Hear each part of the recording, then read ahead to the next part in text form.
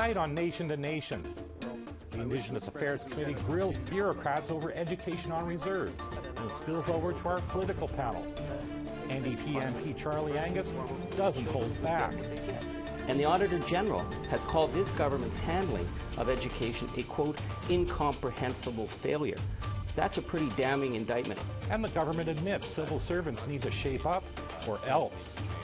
And it may be that heads need to roll if results don't get better. Welcome to Nation to Nation. Hello, I'm Todd Lamoran. I'm the first to admit committee meetings are usually quiet and relatively polite affairs. But things got a little testy yesterday afternoon at the Indigenous Affairs Committee. The subject was the Auditor General's report. It stated that the socioeconomic gap on reserves has not improved in the last 2 decades. And in particular, with graduation levels from high school, the gap has actually widened. A panel of MPs are here to discuss that. But first, a couple of clips from that committee meeting. MPs grilled civil servants from Indigenous Services, especially over the report's finding that education data was lacking or even missing. We haven't even talked about the reading results. It's grade 3. Yeah, you, Mr. Tremblay, because if you can't read by grade 3, you're done. We all know that. Every school board in this country is trying to get kids to read at or above grade level in grade 3. And if it doesn't happen, no data here supports that. Nothing. So why do you think we're failing in our graduation results? It really hurts me when I go into the constituency and I go on the reserve and I hear a young person who has no place to live, the school they go to is run down and they don't have enough equipment. Canada is a rich country. You ought to be ashamed of yourself. This is really pathetic, and it's really upsetting to me. Join me now is our panel of MPs. First up is Parliamentary Secretary for Indigenous Affairs, Dan Vandel. Welcome. Nice to meet you. Our Shadow Minister for the Conservatives for Indigenous Affairs, Cathy McLeod, and NDP MP Charlie Angus. Welcome. Thank you. Mr. Vandel, I'll start with you. I have to admit I was a bit surprised. I've been reporting on Indigenous issues for over 20 years, and I kind of assumed the gap was getting smaller, especially on graduation levels. So I was quite shocked myself. Is this a failure of bureaucrats or successive governments? Well, listen, first of all, it's important to say our Minister, Jane Philippot, issued a statement last May when the report came out, and the department and the Minister fully accepts the recommendations of the Auditor General. We need to do better. We need to work closely, and we've started the process of working closely not only with the department but with First Nation communities, with Métis communities, with Indigenous communities on better delivering education, First Nations education, and we're working to get a better set of indicators and data, and that's more important than ever because we are investing $2.6 billion in First Nations education in the next 5 years. And we want to make sure that that money is not only well invested, but we want to make sure that the bureaucrats are tracking the progress with the key indicators to make sure that that money is being well spent and it's benefiting First Nation students. So there's 140 construction projects ongoing in First Nations education as we speak, and we're investing literally billions of dollars in First Nation education to try to turn this big ship around. Ms. McLeod, you actually expressed some dismay that not more than an hour was set aside for this discussion, but I suppose what would more discussion have brought, though? I had a lot more questions that I wanted to both ask the Auditor General and the officials, and of course the Liberals cut it off at an hour. I note that public accounts, they spend 2 hours dealing with these issues, and for whatever reason they didn't want the Auditor General and the department officials to be exposed to more questions. But you know, I think that aside, I think there was some really important discussion that was happening. The results, no question, were abysmal. It is really clear that we have to move in the direction of the First Nations in control of education. And so where I think the discussion is really important for both parliamentarians and for people in communities is, you know, as we move through that process, it was interesting to hear the Governor General talk about, you know, eventually this will be like equalization payments. You know, the parliamentarians are not going to be directly responsible. The communities are going to be directly responsible. And so that whole question around, you know, how communities are going to hold their leadership to account, how data is going to be collected and maybe compared across the country. We have some really big picture issues. Clearly, the report showed that, you know, government continues to do a lot of things wrong. As we move in this new direction, I think we have to be thoughtful, we have to be methodical, and I think it's a really important discussion to have again across the country. Mr. Angus, of course, you've been championing a new school in your riding for the community of Saskatchewan. But where does the buck stop on this issue? Well, let's just say this for what it is. I mean, every year the Auditor General comes out, and every year the government minister comes out and says, oh, we're so surprised, and things are going to get better. And things haven't gotten better. And why haven't they gotten better? Because you have the department falsifying data on children, falsifying graduation rates, refusing to track. The Auditor General, going back to 2004, has called on that department to start getting indicators so we can actually know what's going on. The reason they don't track is because they don't want to be held accountable. I will walk into a school, say in Grassy Narrows, where they can't afford to pay for primary school teachers. And the principal's saying to me, these children are not going to learn to read and write because I can't hire anybody. We don't have proper special ed funding. You know, and then you go to the government and they all scratch their head and they say they've got record amounts of funding. Nothing is changing because the system that they have in place continues to say what is in the interest of the department is first and foremost, and the children will get what they get. And the Auditor General has called this government's handling of education a, quote, incomprehensible failure. That's a pretty damning indictment. I would like to hear the minister say, heads are going to roll. We're going to start replacing people and put people in the department who actually understand education and have a proven track record of helping children rather than just covering up for whatever the government's failures are. We have to put the children first. Mr. Vandal, should your minister start firing people? Should heads roll? I think we need to hold the bureaucrats to greater accountability, absolutely. But I don't think it's fair to say nothing's changed. 1 year ago, the Department of Indigenous Affairs was split up into two. Right now, the Minister Philpott is ministered to Indigenous Services, and we've outlined 5 key priorities in Indigenous Services. One is education, absolutely. I've mentioned the $2.6 billion over the next 5 years. The second one is health. The third one is infrastructure. The fourth one is child and family services, where we're working very hard on that file. And the fourth one is a new fiscal relationship. So all told within those departments, there is $16.8 billion of new funding over the last 3 budgets. That's why it's more important than ever to have the administration, the bureaucrats that are doing the work necessary to make sure that those dollars are well spent, they're accounted for, that we have the baseline data on where we are now in education, that we can easily recognize when gains are being made and when they're not being made, because we need to know that, because if they're not being made, things need to change, and it may be that heads need to roll if results don't get better. Ms. McLeod, you've heard about all the investments. The $2.6 billion has been mentioned by Mr. Vandal a couple of times. Conservatives are already hearing about, I think it's your election platform, you're going to be more fiscally responsible than the Liberals. So won't that affect this if budgets, certainly around education, get cut? I think if you recall in the last government, we had put forward the First Nations Education Act. Significant dollars were attached to it. There was also going to be data collection. There's going to be standards. You know, clearly at a national level that didn't move forward. The chiefs were concerned. It's clear now that we've got to move forward with more regional type agreements, relationships, but certainly our government in the past recognized the importance of funding education for First Nations communities. Absolutely. Also recognize the importance of data collection, standards, and all those other areas. But again, it looks like we have to have a new report. What can't be pan-Canadian. So we look in British Columbia. There's some really important things that are happening in British Columbia.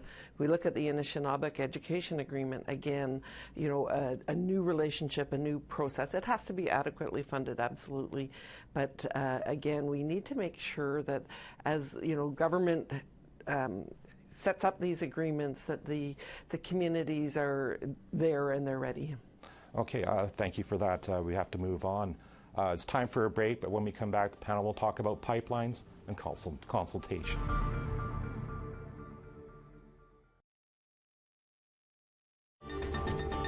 Welcome back. Regular viewers know the Trans Mountain Pipeline expansion was halted because federal court said there was a failure to properly consult. Earlier this week, Indigenous leaders in BC have already hammered the new process, saying the same mistakes are happening again. Yesterday, NDP MP Nathan Cullen brought up the issue in question period. Now, on this second round, Mr. Vandal, I'll start with you. You've heard the criticisms. Is the same thing happening all over again?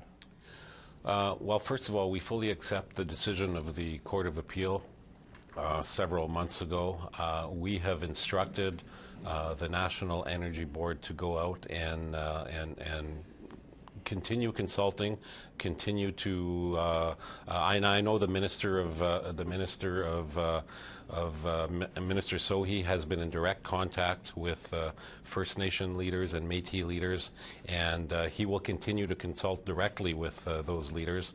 We are committed to doing the consultation in a better way than what we've done before. We've hired former Supreme Court Justice Iacobucci to give us advice on how we can better consult with the First Nations in the region, and that's something we're completely committed to. We did not appeal the decision. We understand that if you don't do something right the first time, that you go back and you do it better, and we're committed to doing that. I know Minister Sohi is committed to doing that. Mr. Angus, I know your party opposes the pipeline outright, so is there a better way to do a duty to consult and still get this thing built? Well, I think the problem is that this is all being done so that it just gets built, as opposed to the consultation process has to address the serious concerns that exist on the BC coastline of a potential bitumen spill that would be catastrophic. That was never addressed. They figured, well, we will worry about that later. The fundamental questions of Indigenous rights that weren't addressed, which is what the court told us. So if we're going to simply repeat the process, say we're going to do a bit more talk, but we're going to then try and move ahead without having that Indigenous engagement and their serious concerns about the potential. I mean, we just saw the report on catastrophic climate change. We've got 10 years. We don't see any movement. It's like 10 years is an extremely short window. And yet there's been no movement in Parliament whatsoever to say we have to start addressing this issue of climate change. It's on us, and thank God that the Indigenous people of this country are speaking up for the land, because nobody else is right now. So that's the issue that's going to have to be addressed, and nothing's going to move ahead on these kind of development projects until we address the issues of Indigenous rights and environmental sustainability. And right now this government is moving forward with a process that looks very much like the last process, just maybe a little bit nicer. Ms. McLeod, I certainly know your views on the pipeline and how the Conservatives Party wants to get this built as soon as possible. But especially in the light of this latest report from the United Nations, should we really be that aggressive on getting these projects built? Canada does extract in a very environmentally not friendly, but in a way that is, I think, better than many other countries. So we do need to work towards being fossil-free, absolutely, but how can you justify all those tankers coming down the St. Lawrence Seaway from Saudi Arabia, from Venezuela? We are going to be relying on fossil fuels for a while, and in the meanwhile, I think Canada is in a good position to provide the product for the world as we work together towards better standards. So, in terms of the consultation, clearly the Northern Gateway, the decision in the Northern Gateway clearly articulated what had to be done. The government with the Kinder Morgan pipeline didn't follow what they were instructed to do. Now, I'm going to give the benefit of the doubt for the new process because I think, clearly they said they want to consult properly, they want to do it right. So I think we need to let, time go by and see what Chief Justice Iacobucci does and whether it meets the needs. But, clearly there's some people, like I don't think Charlie's going to change my mind and I'm not going to change his mind in terms of when you have a pretty firm position or thought in terms of whether this is going to be good or bad. There are communities out there that are the same, whether it's Burnaby versus Kamloops. They have different perspectives, and I don't think we're ever going to get to consensus. I know a lot of, Mr. Vandal, a lot of Indigenous people wonder how we can buy a bitumen pipeline and still support climate change. Well, let's not forget, Todd, that the emissions from Trans Mountain were already built into our climate reduction plan, so that that was all factored in our plan to reduce emissions over the long run, and that's something that simply is a fact. In terms of getting back to the consultation, Minister Sohi has spoken personally to the First Nations communities, the Métis communities. He did so before the actual decision of the courts. He is doing so again. So I have full confidence with Mr. Iacobucci's assistance and the commitment of the minister that we're going to do it right this time. Mr. Vandal, of course, how can we say we're protecting the pipeline when it's going to last a lot longer than this carbon tax that's been imposed? Well, first of all, as I just stated, the emissions from Trans Mountain were already built into our reduction plan over the long haul. I think everyone understands that over the long haul, you need to lessen your reliance on fossil fuels, and that's part of the overall plan. The price on pollution, I think, is something that's essential. It's something that we need to do to encourage cleaner energy. And I think let's not forget the economy and the environment go together. And I think that's one thing that we've been committed to from day one. And I think that we can do both. And I think the price on pollution is an important part of that formula. Ms. McLeod, obviously you disagree on that, and your party has brought up time and time again that why should Canada be going forward on this when other countries like India and China are big polluters? So I first of all have to say that the carbon tax, the way it's been designed, is people that live in rural communities, so many of our Indigenous communities, peoples, are going to be impacted more than if you live in downtown Vancouver.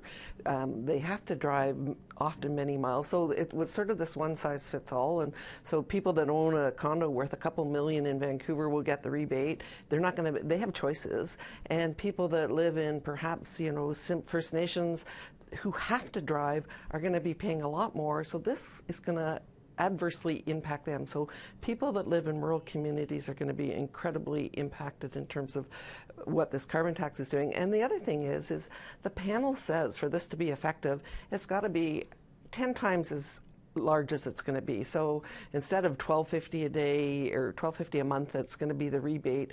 They're really saying that we should be paying probably 10 times as much for a liter of gas. And again, the rural communities, many Indigenous people live in rural communities, they're going to be hurt the hardest by this carbon tax.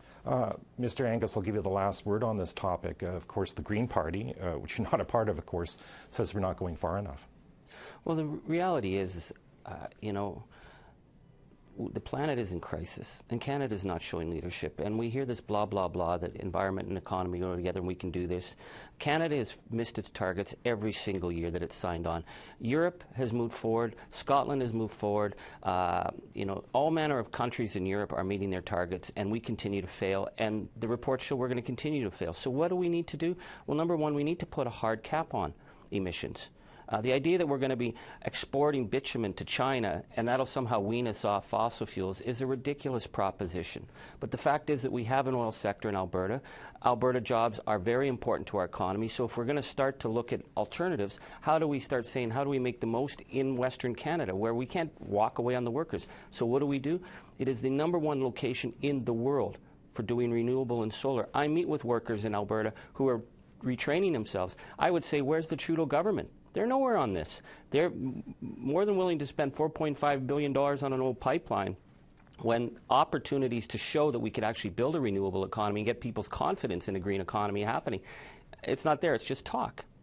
Okay, I want to thank you all for today's discussion. Thank you. Thank you. Another short break, but when we come back, more on the disaster with child welfare in the Northwest Territories.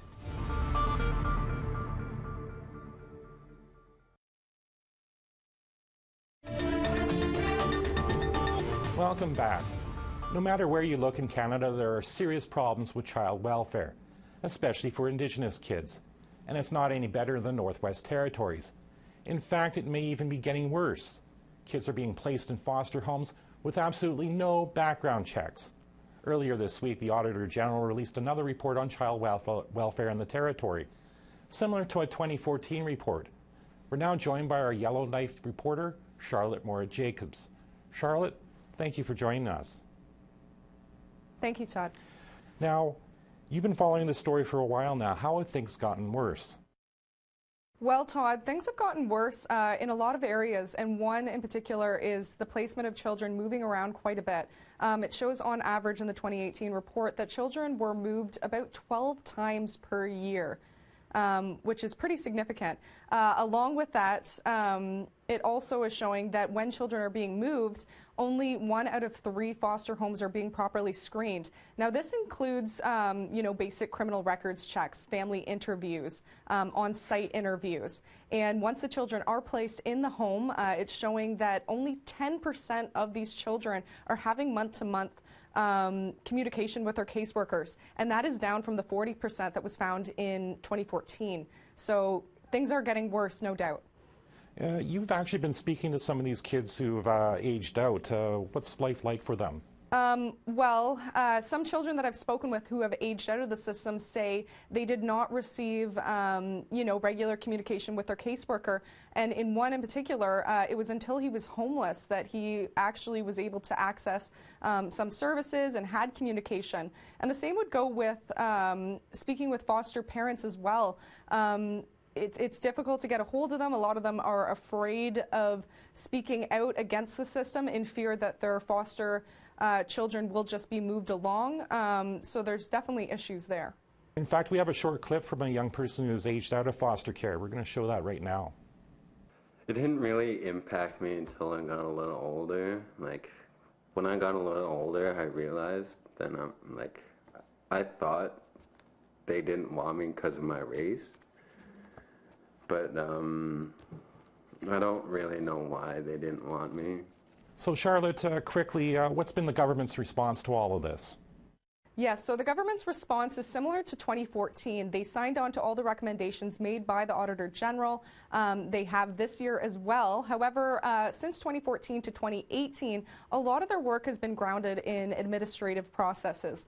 This includes creating action plans and policies. However, throughout doing this, they're not really correcting the overburdened system. Social workers are burning out, there's a high turnover rate, and frontline workers are not really getting the support that they need. The government has promised to address that and address the need for more social workers and more foster parents. But so far, we can only look to the next report that'll come out of the NWT in 2019. Well, Charlotte, I know you'll be following this story well into 2019. Thank you for talking to us. Thank you. That's our show for this week. Thank you for joining us. And if you missed any part of tonight's show, you can check out our podcast. Go to aptnnews.ca/podcast. I'm Todd Lamoran. Thanks for watching.